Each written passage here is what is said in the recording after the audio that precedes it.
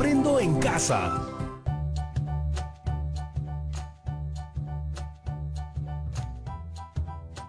Hola chicas y chicos de tercero de secundaria. Mi nombre es Jonathan y esto es Aprendo en Casa, una iniciativa del Ministerio de Educación donde aprender es más divertido. Hoy jueves nos toca comunicación y les cuento que este programa está lleno de curiosidades. ¿Les adelanto algunas?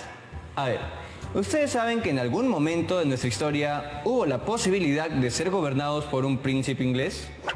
Apuesto que no lo sabían. ¿O sabían de la participación de los ingleses en, por ejemplo, la formación de los clubes deportivos en Perú? ¿O su papel en la independencia del Perú? Además de la gran influencia que tuvieron en la conformación de varias industrias. Seguramente que ahorita ustedes se están preguntando, Jonathan, ¿pero qué estás hablando? Nada lo que dices tiene sentido. No se preocupen, que pronto todo tendrá sentido. Y lo descubriremos en los próximos minutos.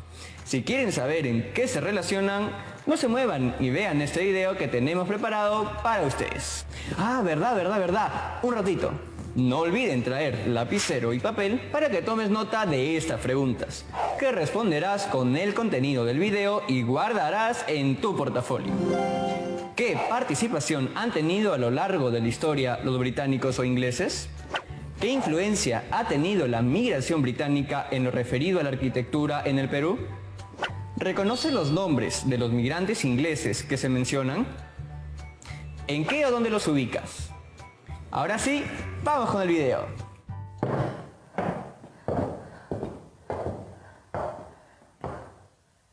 ¿Ser o no ser? Esa es la cuestión. ¿Qué es más noble para el espíritu?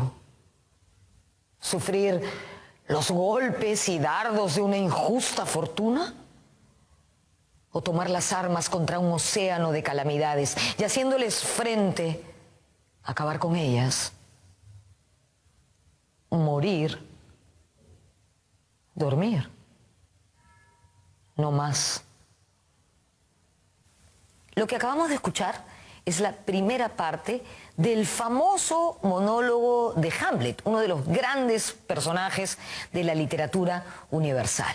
Fue escrito por William Shakespeare, uno de los más grandes dramaturgos de todos los tiempos. Y Shakespeare fue inglés. ¿Por qué estamos comenzando este programa con esta cita? Porque hoy vamos a hablar de los aportes de la cultura británica a nuestro país. Si bien la inmigración británica no fue tan numerosa como la china, la japonesa o la italiana, nos dio aportes muy significativos, principalmente en los campos de la industria, el deporte y la cultura. El Reino Unido de Gran Bretaña e Irlanda del Norte, que es como se llama oficialmente, es un estado unitario europeo constituido por 4 naciones: Inglaterra, Escocia, Gales e Irlanda del Norte.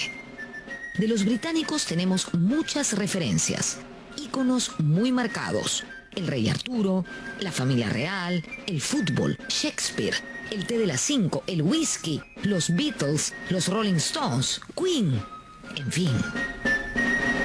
Tenemos los reyes, la vida de los reyes, las guerras. Enrique VIII con sus 6 esposas, Lady Godiva, el rey Arturo, la mesa redonda, la reina Victoria. Es inagotable en realidad la cultura británica.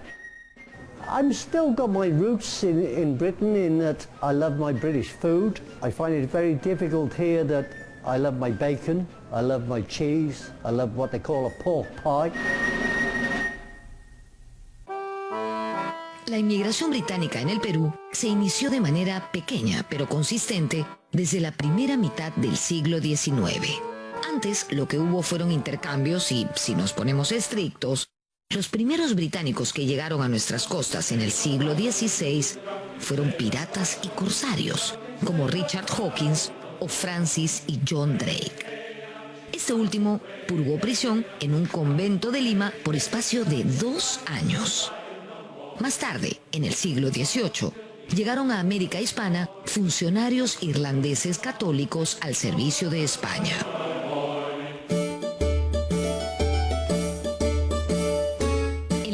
independencia del Perú, destacaron 3 británicos: Thomas Cochrane, Jorge Martín Guise y Guillermo Miller. Cochrane ha armado un poco una carrera naval durante estos conflictos napoleónicos, pero también ve que para poder acceder a mayores premios, a mejores posiciones, necesita seguir incrementando su carrera, y Europa está en paz. Y los lugares donde presentan oportunidades son justamente en América Latina, y el gobierno chileno lo contrata con una comisión bastante generosa. Lo mismo sucede con Guise.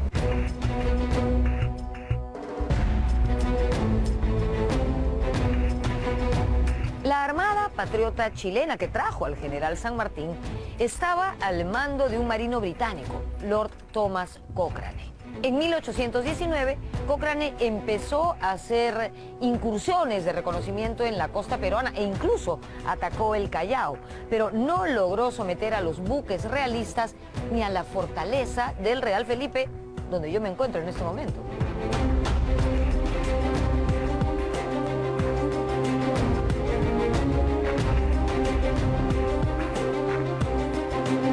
En 1820 se inició la ofensiva contra los realistas que estaban en el Perú, y ahí apareció el genio y la pericia de Cochrane, quien logró capturar al mejor barco de la flota española, la fragata Esmeralda. Este buque fue abordado sorpresivamente en el Callao la noche del 5 de noviembre de 1820. Cochrane actuó, como era habitual en él, sin permiso de sus superiores. En la intensa lucha contra los realistas, Cochrane fue herido y tuvo que ceder momentáneamente el mando a un compatriota suyo, el también británico Martín Jorge Guise, quien fue considerado fundador de la Marina de Guerra del Perú.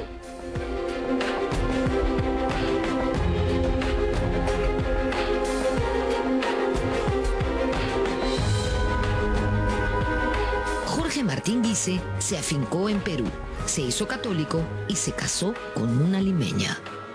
Guise es inglés y también tiene familia militar, hace una carrera militar, pero no está, digamos, a la altura en el rango y la posición que tiene Cochrane.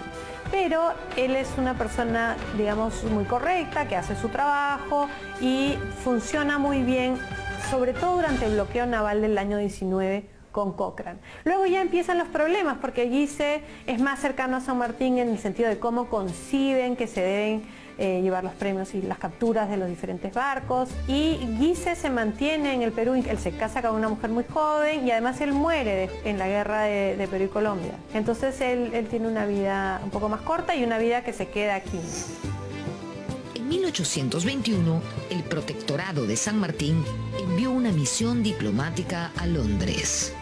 Lo que quiere San Martín es cambiar el eje de la geopolítica peruana y virarla hacia el mundo anglosajón. Era la primera potencia en ese momento, un imperio, digamos, asociado desde muy temprano con distintos tipos de libertades, ¿no? Libertad de prensa, libertades económicas, libertades políticas. Entonces busca, yo creo que San Martín, una asociación con la esfera británica, digamos, un poco para compensar la enorme influencia que había tenido España sobre sus dominios.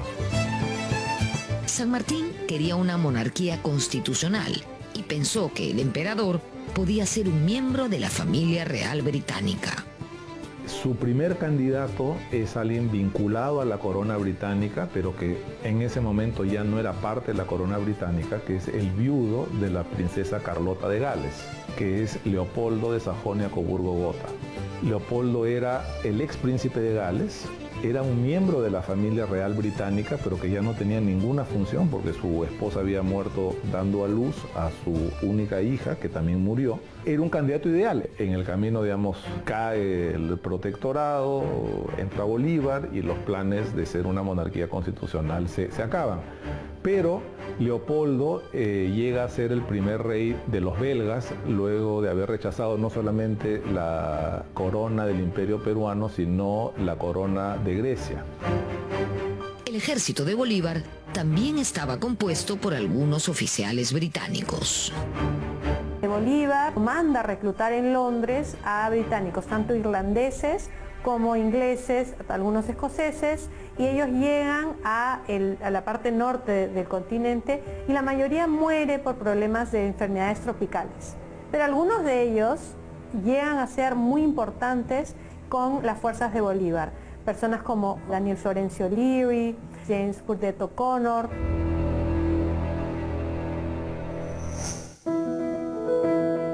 En 1823 se estableció en Lima el consulado inglés y se instalaron casas comerciales como Graham Rowe o Anthony Gibson Sons, entre otras.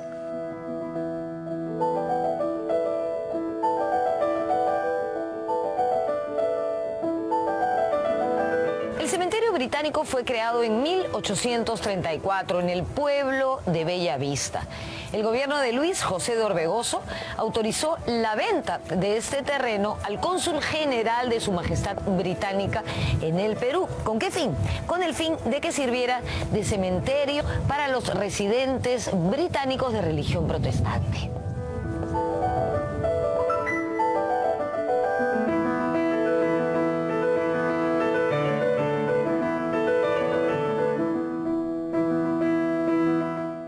El general inglés William Miller, más conocido por nosotros como Guillermo Miller, fue un importante héroe de la independencia y fue quien organizó y entrenó al ejército peruano de 1823, cuando éramos una república naciente.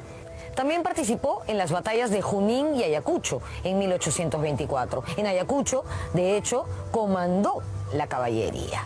Miller, además, escribió unas memorias que dicen son muy interesantes.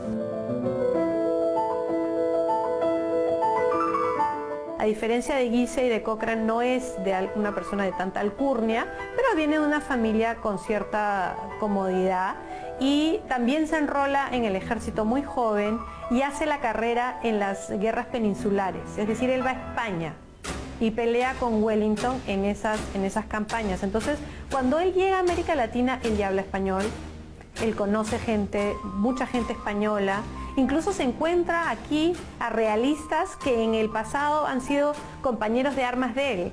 Ahora, Miller es un personaje impresionante porque él sufrió un ataque muy fuerte cercando la costa peruana en el 19, donde casi muere, incluso pierde el uso de sus manos. Le gustaba ser retratado con poncho, en parte por el brazo, pero también porque él se sentía muy cercano al Perú.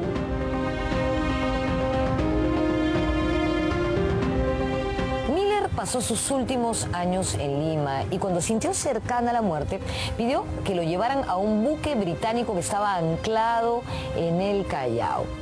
De hecho, murió en ese buque en el año 1861, cuando tenía 66 años. En su hígado se encontraron 2 balas.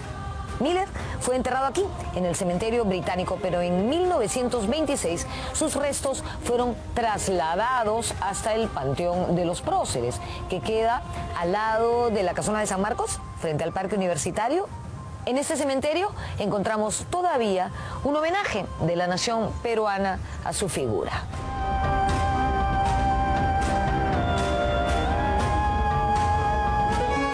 Como dijimos al inicio del programa, si bien en términos cuantitativos la inmigración británica es mucho menor que la italiana, japonesa o por supuesto la china, su singularidad radica en otro aspecto. Es una inmigración de mano de obra capacitada, lo que en el siglo XIX podrían constituirse en términos generales profesionales. Son personas que vienen a instalar determinadas industrias, todas asociadas con la modernidad, es decir, el ferrocarril, el telégrafo, la industria textil, o servicios nuevos, especialmente después de la firma del contrato Grace, es decir, banca, seguros, etc. Durante la guerra con Chile hubo varios peruanos con ancestros británicos que ofrendaron sus vidas. Es el caso del almirante Guillermo Moore y el teniente coronel Ricardo O'Donovan, que murieron en la batalla de Arica. Por otro lado, mucho se ha dicho acerca de la participación británica en esta guerra.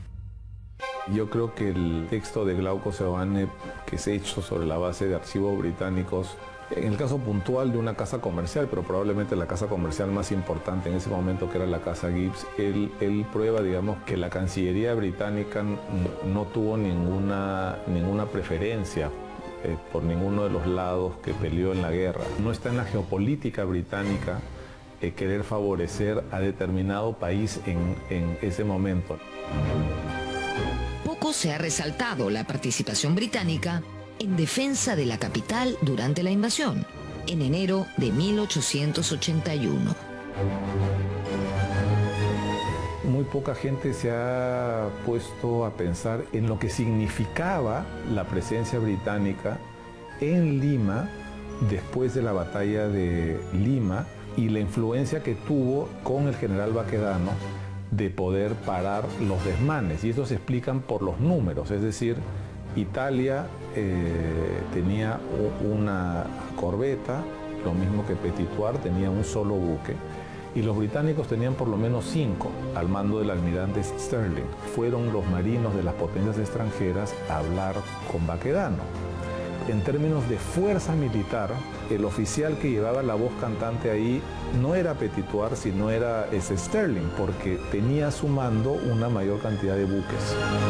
Un destacado peruanista fue el inglés Sir Clements Markham. Él escribió un libro sobre la guerra con Chile, aprendió quechua y estudió nuestro pasado prehispánico. Con sus investigaciones, con sus recolecciones de semillas, el libro sobre su viaje al Cusco me parecía un libro que mostraba un Markham más con una mirada que penetraba más en la historia social, o ni siquiera en la historia social, sino que para ese momento, en lo que podía ser la sociedad andina y la sociedad peruana en su momento, pero siempre mirando, sí, desde una perspectiva histórica, ¿no? Con una lectura, muy bien consolidada sobre la historia del Perú, sobre los incas.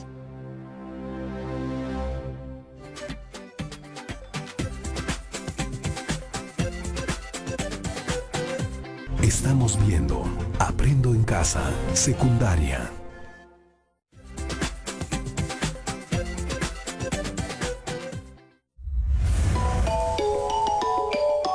Luego de la guerra se firmó el contrato Grace, que estipulaba que los acreedores ingleses agrupados en la Peruvian Corporation se comprometían a cancelar nuestra deuda a cambio de pagos anuales, la administración de los ferrocarriles, toneladas de guano y otros beneficios.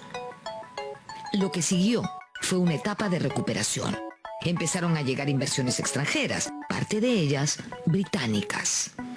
Asimismo, en los valles de la costa norte se establecieron haciendas dedicadas al cultivo de la caña de azúcar, propiedad de inmigrantes o descendientes de inmigrantes europeos. A finales del siglo XIX, la migración británica adquiere un nuevo aire y en este periodo es que llegan las empresas de seguros, se consolida la industria textil a través de empresas como Duncan Fox. Había mucho comercio ya y casas comerciales británicas en Arequipa y casas comerciales británicas vinculadas con la industria textil. No hay que olvidarnos que la lana a través de la casa Ricketts, la casa Gibson, era controlada por estas familias británicas y después anglo-arequipeñas que controlan la producción de la lana en Puno, el procesamiento en Arequipa y la exportación en Mollendo. Entonces, muchas de las familias arequipeñas llegan a Arequipa por la industria lanar en este caso, y lo mismo en Piura con el algodón. Duncan Fox tenía importantes intereses algodoneros en Piura y la presencia de apellidos británicos en Piura como los McDonald, los Blacker, los Lee. Mi padre vino al Perú en 1919 cuando lo soltaron de la Primera Guerra y él se casó con una de las 6 hijas de su jefe en esa firma Graham Rowe, que era una firma muy grande inglesa, así que ellos importaban y ellos se llevaban de aquí pieles, minerales y otras cosas.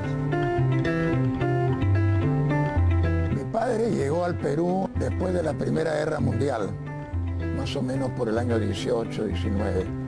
Fue contratado por la International Petroleum Company ¿no?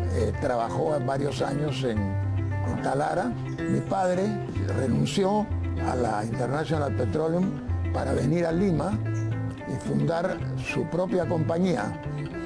Esta compañía se llamó Morris y Montero. Y tú podrás ver acá esta placa donde dice Morris y Montero, que elaboramos como recuerdo, ¿no? Tenemos la diagonal de Miraflores, que fue construida por la compañía de mi padre.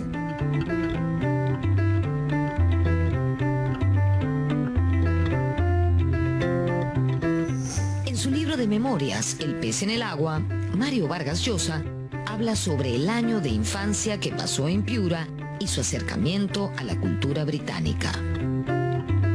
Me contó mi suegra que cuando el abuelo de Mario era prefecto en Piura, la mamá fue a vivir con Mario y se hicieron muy amigas, mi suegra Pepita y la mamá de Mario, y iban juntos a los cumpleaños, y como vivían en la hacienda Yapatera y en la ciudad de Piura, en la casa Eguiguren, entonces Mario y su mamá también fueron a la hacienda. En la hacienda Yapatera de los Checa, monté por primera vez a caballo y oí hablar de Inglaterra de manera más bien mítica, pues el padre de mi amigo James MacDonald era británico, y tanto él como su esposa, Pepita Checa, veneraban ese país, el que de algún modo habían reproducido en esas arideces de las serranías piuranas. En su casa hacienda se tomaba el 5 o'clock tea y se hablaba en inglés.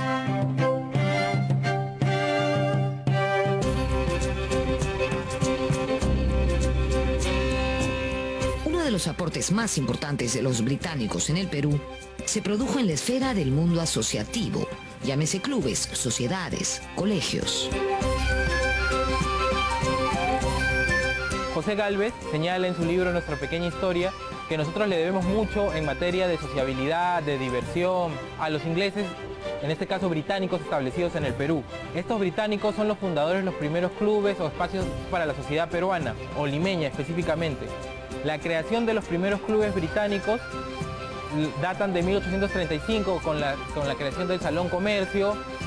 Otra institución británica importante es la que se funda en 1844.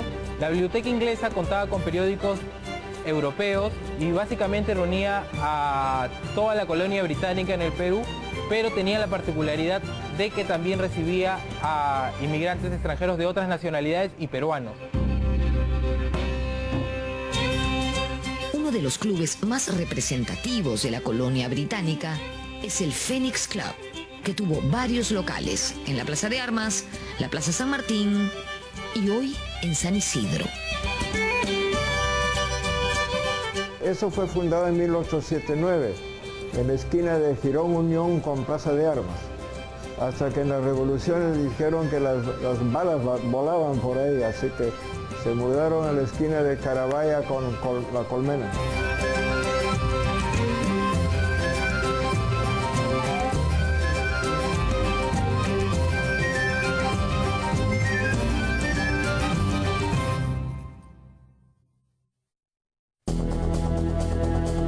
Después de la guerra, y sobre todo en las primeras décadas del siglo XX, los deportes practicados por los ingleses suscitaron un gran impacto entre los peruanos. La idea de la modernización de la sociedad peruana también se expresa en la difusión de los deportes. Era la idea de que los deportes iban a generar una cultura de modernidad, de competitividad y producir hombres viriles y mujeres atléticas que pudieran estar en mejor condición de defender la patria. Esto como una reacción a la derrota del Pacífico, ¿no? Entonces es muy importante, digamos, esta presencia británica en el fútbol. Fueron los inmigrantes ingleses que trabajaban fundamentalmente en las casas comerciales británicas las que buscaron reproducir algunas de las costumbres que caracterizaban a la cultura popular británica. Parte de ellos era el tema de los deportes.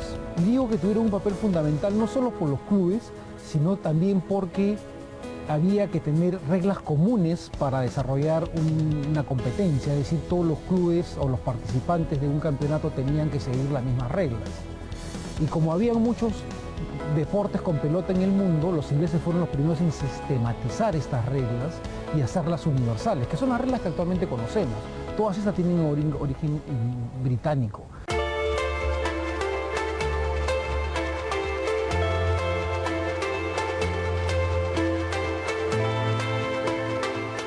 El primer club deportivo fundado por los británicos en el Perú en 1859 fue el Lima Cricket. Sus fundadores eran dos empleados de las casas comerciales Anthony Gibson Sons y Duncan Fox. Se dice que este club tuvo al tercer equipo de fútbol más antiguo del mundo y al más antiguo de Sudamérica, por supuesto. Las primeras actividades deportivas se practicaron en terrenos de Bella Vista y más tarde, en 1885, estas se mudaron al campo de Santa Sofía, que quedaba en las inmediaciones de lo que hoy es la Avenida Grau. Luego se mudaron a Santa Beatriz y allí se practicaba fútbol, cricket, polo y golf.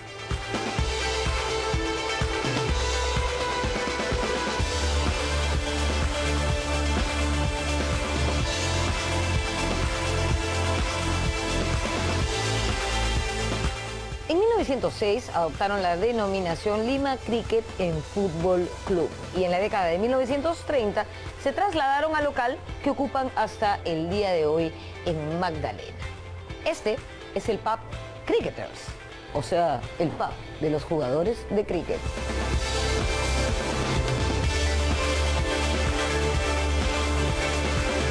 Es increíble todo lo que aportó la inmigración británica al desarrollo de nuestro país.